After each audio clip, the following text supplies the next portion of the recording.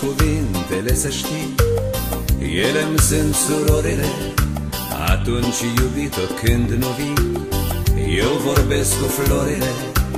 Cuvintele-s averea mea, ele mi-s palatele. Cuvântul și cu inima nu seamănă la altele. Ce seară minunată, mai spune-mi, iubito, odată, mai spune-mi că ești frumoasă și că-mi vei fi mireasă și vom avea o fată. Mai spune-mi, iubito, odată.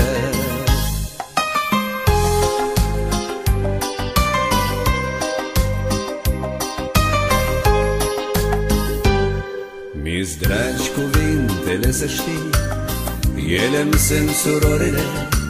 Atunci, iubito, când nu vii, eu vorbesc cu florile.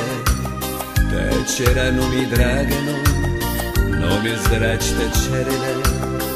Atunci când uiți de mine tu, eu vorbesc cu stelele. Ce seară minunată, mai spune-mi, iubito, odată, mai spune-mi că ești frumoasă și că-mi vei fi mireasă și vom avea o fată. Mai spune-mi, iubito, odată.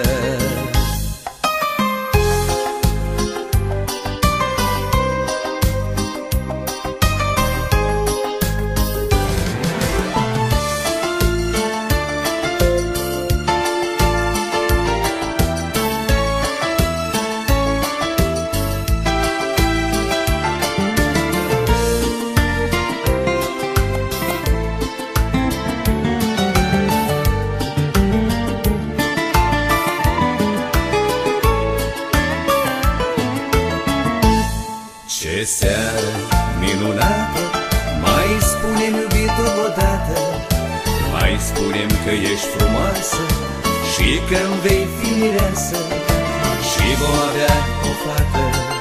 Mai spune-mi, iubito, odată. Ce seară minunată, mai spune-mi, iubito, odată, mai spune-mi că ești frumoasă și că-mi vei fi mireasă și vom avea o fată. Mai spune-mi, iubito, odată.